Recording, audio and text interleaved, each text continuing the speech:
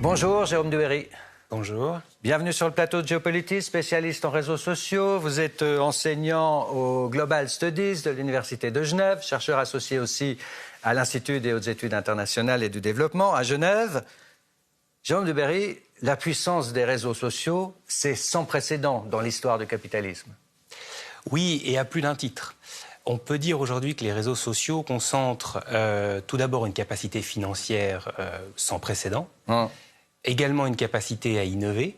C'est eux qui sont les grands précurseurs de l'intelligence artificielle et des prochains algorithmes qu'on va utiliser dans la vie de tous les jours, et qui le font d'une manière assez opaque, pour finir, sans vraiment beaucoup de droit de regard dessus. Ils concentrent également une capacité à avoir accès aux big data, aux informations personnelles de chacun.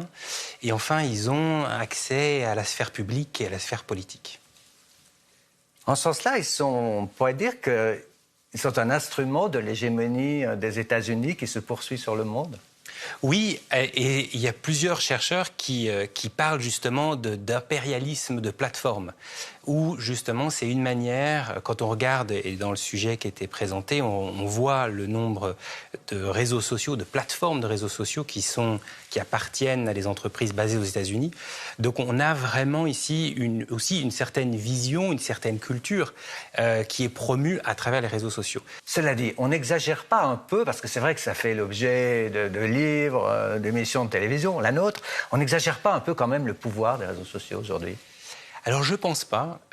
Si on regarde aujourd'hui les exemples récents, les États-Unis, le Brésil, etc., on se rend compte que les réseaux sociaux ont été un nouvel intermédiaire entre le citoyen et les partis politiques, les leaders, les dirigeants politiques.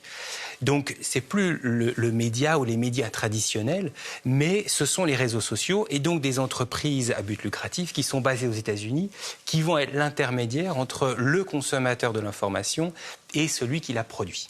Qu'est-ce qu'on sait, au fond, sur leur impact sur la formation des opinions dans un processus démocratique, dans un débat politique? Qu'est-ce qu'on sait? Alors, on peut dire en règle générale que l'individu va avoir un comportement différent en ligne et dans la vie réelle.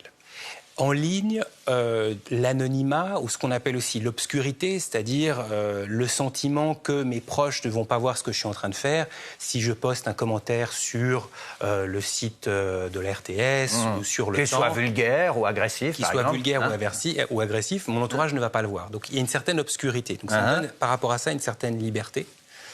On a aussi une certaine désindividualisation, c'est-à-dire une appartenance de groupe.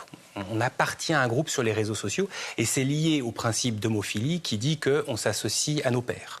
Après, vous avez également, et ça on le sait très bien, les réseaux sociaux soutiennent également les comportements extrémistes et superficiels. Et donc toutes les discussions superficielles et extrêmes, émotionnelles, sensationnelles, vont être davantage soutenues de par l'utilisation des réseaux sociaux.